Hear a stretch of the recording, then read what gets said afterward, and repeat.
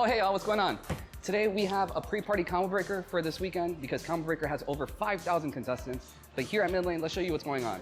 We have Tekken Street Fighter, not a tournament, just customs going on because we like to keep it friendly before the big games on the weekend. We also have colorist coming in to do an interview with us and so much more. Come check it out.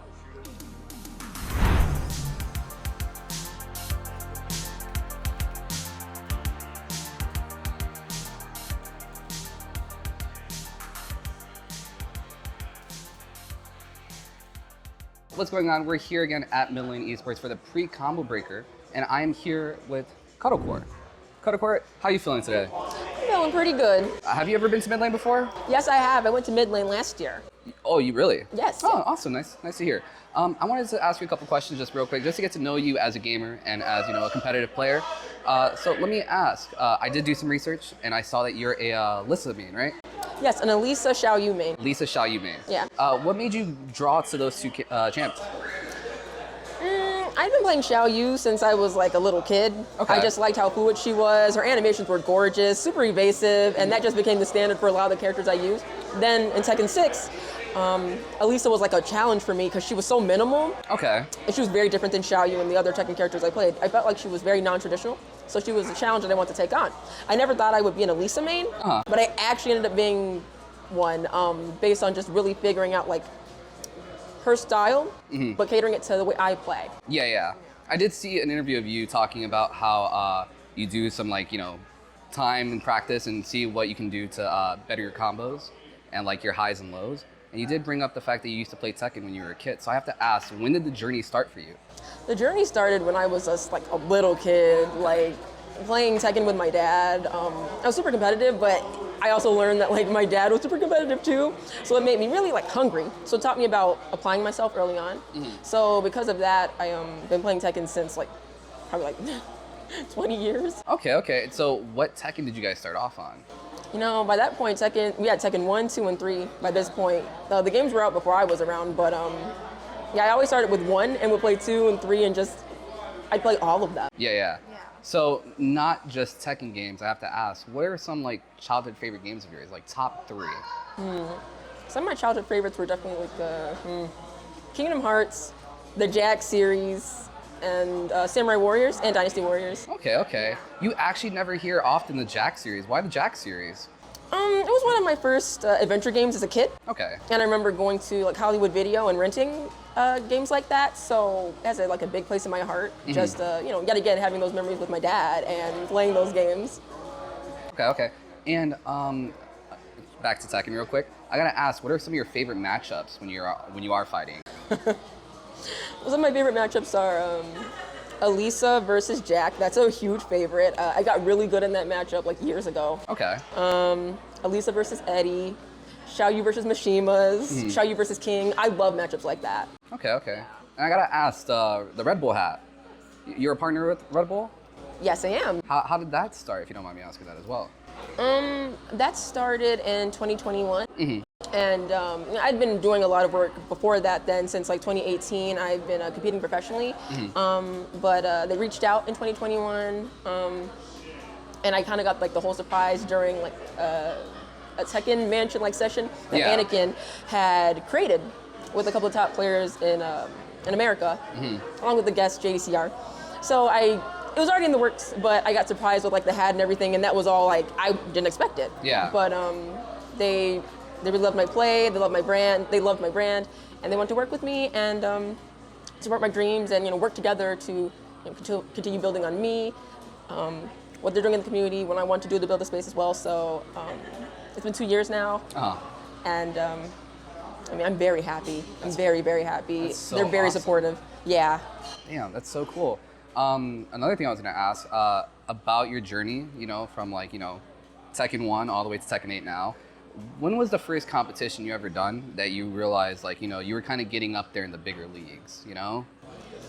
I feel like there's way too many. Okay, yeah, In you the probably beginning played a to lot count, now, yeah. but I always did feel like E-League still is that for me in 2018. I was in school, and that was my focus. I was in college. That was my last year and my last semester, but I got invited to compete along with some other American players at E-League.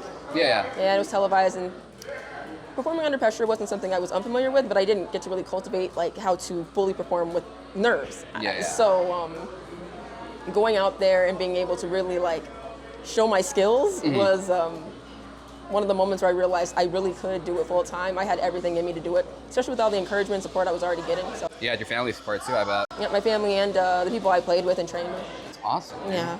Dude, and where are you from originally? I'm actually from Illinois, Really? What part? Romeoville. Oh, okay. Anything eventful going on there? Anything that you would recommend if people were to visit there?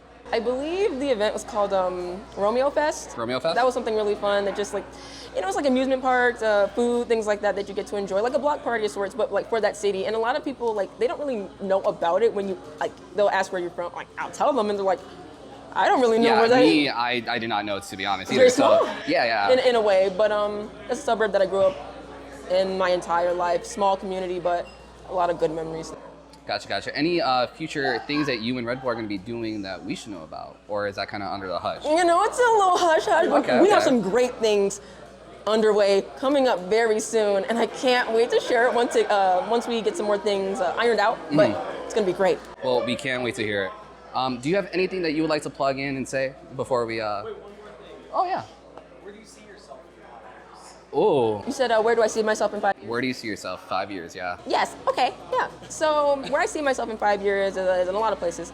I think by that point, I'm probably gonna maybe solely direct my career somewhere else, not just playing, but being able to build more when it comes to community, commentating, creating initiatives and projects that can help pro players get their names out there, get their brands built harder so that they can do this full time. Eat well, but also work hard and not feel like they have to stress about where the money's coming from. Yeah. I really want to work on something like that. So that's going to be something that, with all the connections and networking that I've done, building something like that, like a database, like a network to help players that are doing that, is going to be huge for me. So things like that, just being a global ambassador, somebody who already emulates that and is doing it, and I look up to that is like Kayane. She does it like all the time, and that's the type of pivot I want to do to my career once I've done everything I wanted to as a pro. So you're saying you want to like kind of pass the mantle maybe soon and like help other gamers kind of work hard, play hard? Yes, and have that actual time to, because competing, along with everything else in terms of obligations, takes up my time. So I can't always do certain passion projects that I would like to, and maybe not as hard as I'd like to. Okay. So that's something I really want to focus on. I don't want to push too deep into, personal life, but is there any like passion project that you're like kind of like wanting to get out more, like first passion project? Yeah, I think one of them is definitely that, networking and databases to prepare pro players. I think pro players are still like the 1% to 2%. And to make that something that's super lucrative for somebody, especially if you're a fighting game player, it looks a little different in our paths. So sometimes that means we have to prepare differently. Like we have to have player decks, we have to pitch ourselves harder, promote yourself on socials more. Like there's a way we have to maneuver. But I feel like I know I have so much experience actually that I can do that. Do you have like your own social media or like your own YouTube by chance? Yeah, so I don't really do YouTube now, but I have a Twitch, a Instagram, and a Twitter. Okay. Awesome. Those pages keep me super busy. Okay. And a LinkedIn. Yeah. Well, did you want to plug those in? Oh, sure. Yeah. You can tell the people where you can find us. So you can find me at on Twitter under cuddle_core, on Instagram at TK, like as in Tekken, _cuddle, and on Twitch at cuddle_core. All right. Well, thank you so much for coming to MIDLANE today. Thank you for having me. I appreciate it. Thank you. Of course, no problem. Until the next one. And next year. Next year. All right. Let's go.